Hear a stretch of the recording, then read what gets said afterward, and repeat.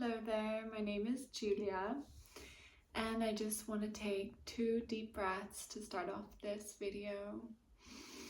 In through the nose, and out through the mouth, and one more.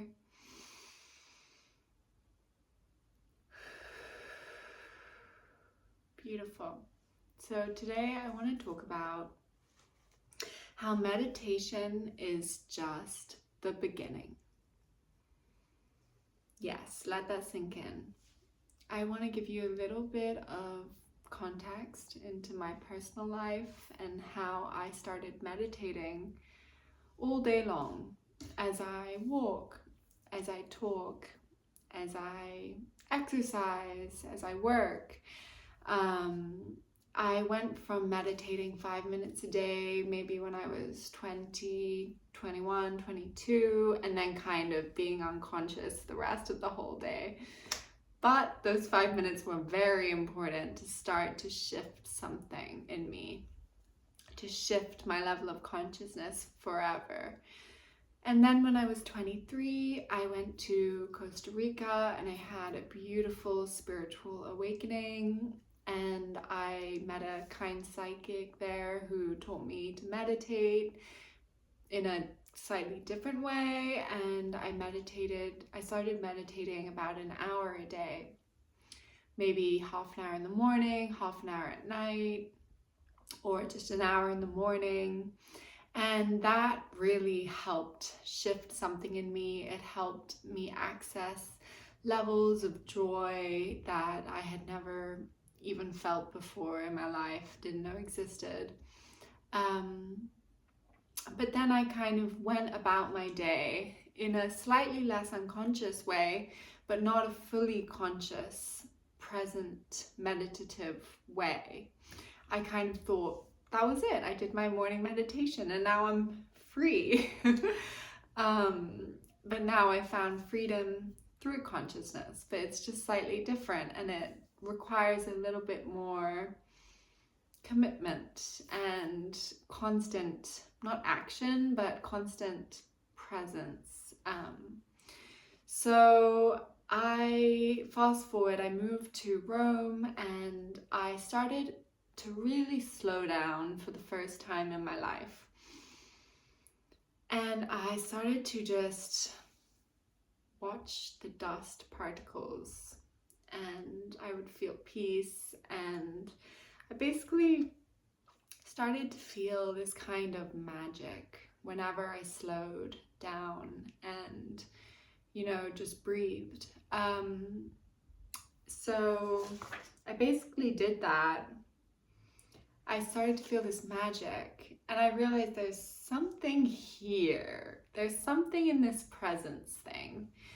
And then the next shift was I decided, hey, let me be present while I eat. So for every meal, my breakfast, my lunch, my dinner, I would sit in my little garden and just focus on my breathing while I ate. So I was meditating, I was eating consciously, and then I was reading a lot of Joe Dispenza at the time, and I started to do his walking meditation. So this is when you meditate with your eyes open while you walk in a park, let's say.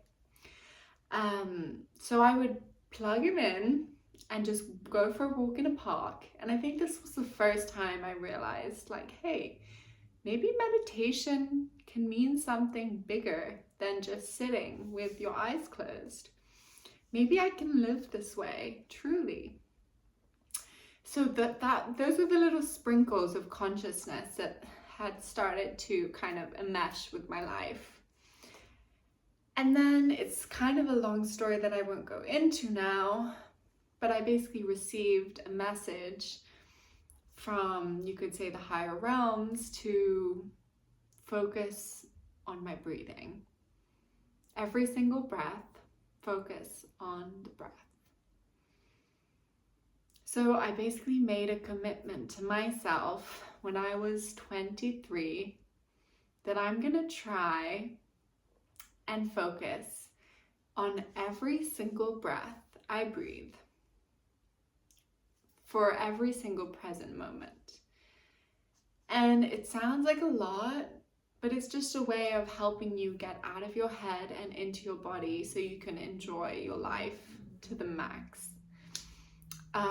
So I started doing this because it simply felt good. And it was just a way for me to enjoy my life even more and to feel peace and joy, and actually just the world looked more beautiful when I did this. Time seemed to slow down. Time seemed to stand still. It was honestly at points felt like heaven on earth.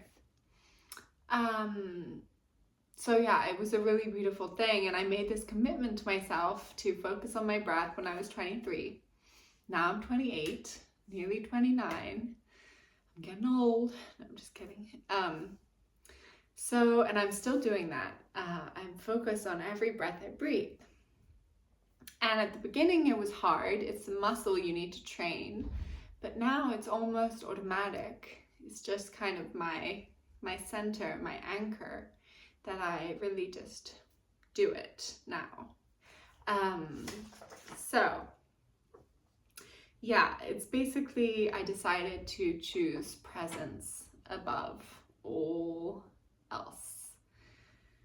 And I realized it's possible to meditate all day long, and really meditation is just the beginning to a beautiful life where you can focus on your breath while doing things. So I'm saying while talking with your friends, while clubbing on a Saturday night, while having sex, while making love, while dancing, while cooking, while cleaning. I had times that when I was just doing my chores, my laundry, I felt incredible inner peace because I was focusing on my inner beingness.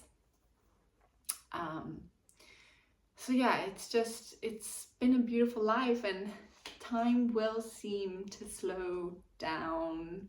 Your worries will seem to lessen, and everything will just seem a little bit more godly. It will be easier to access your divine gifts. It will be easier to hear messages from your heart, from your higher self. Life will get better. So I'm not saying you should do anything. I'm just saying try it, see if you like it. Try it for one day or try it for half an hour. And if you don't like it, drop it. But I'm pretty sure you might enjoy it. So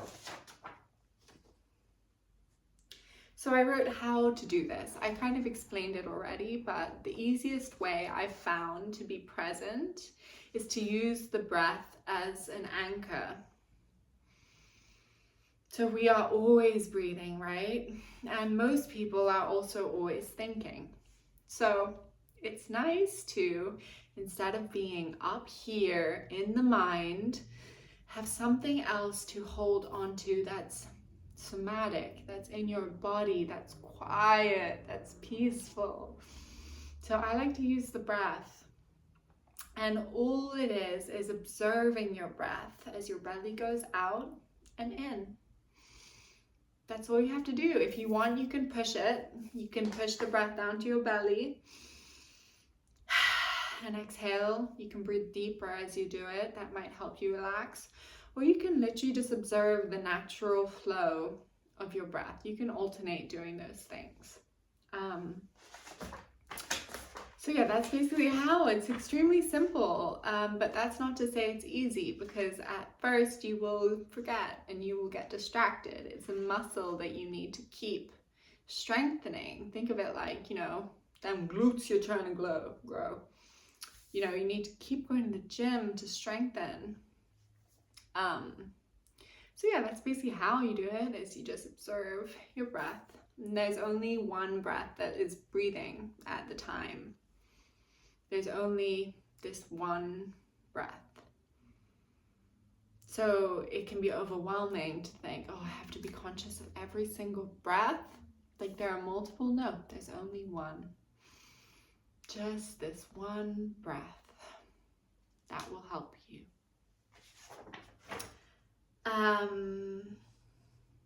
Yes.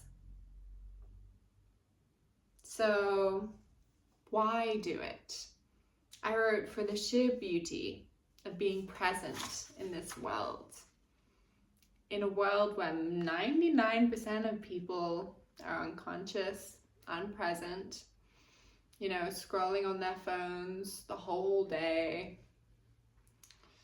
just missing out on the true beauty and true peace and true godliness that's all around us. I also wrote to help shift consciousness of planet Earth. So I like to believe that every person has an important role in helping this planet, helping this universe, and by being more conscious, you end up being more loving and more in your heart center. And then you just have a better impact on the world. The more conscious you are, the more you heal, the less triggered you get, the more likely you are to be a damn good person, I think. So I like to think that it's not just about, you know, enjoying, it's also about helping. And that also gives me a sense of purpose, which I think does help me feel like life is worthwhile living. So yeah. And also I wrote to enjoy life more. 100% you will enjoy life more. But there is a little caveat here, which I wrote, which says, it also means being present with negative emotions. This is the part that most people cannot handle. Because sometimes the emotions are too much. They're too scary, too real, too raw, too authentic. It seems too painful, like your heart will just break if you sit with it. But every time the heart breaks, it grows back bigger. And I think it's really important, you know, having that commitment to yourself to not leave, even when times get tough. You know, that's often when we kind of do the most damaging things to our body, is when we're trying to run from these emotions. I had years of partying, like you can't imagine the kind of partying I did. Because I was running from an emotion, I think it was mainly grief.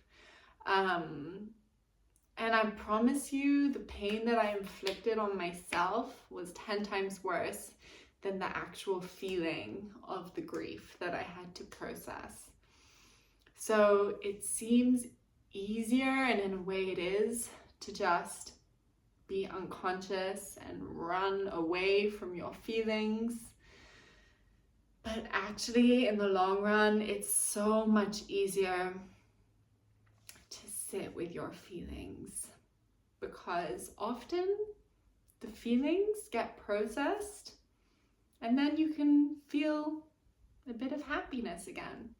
You know, it's not always like that. Some people have depression, some people have chronic anxiety. I also have had these things, so I have compassion. But I don't know how I did it, but through it all, I chose consciousness. Obviously, I had my moments of just stuffing a brownie down me, but, you know, I'm glad I chose consciousness. I'm really, really, really, really glad I did. And I hope this message helps someone choose consciousness in a moment where they perhaps didn't used to. So I think that's everything I have to say. I'm sending you a lot of love. Thank you so much for being here. We have now 80 subscribers, so I'm very happy about that. Peace and blessings. See you next week.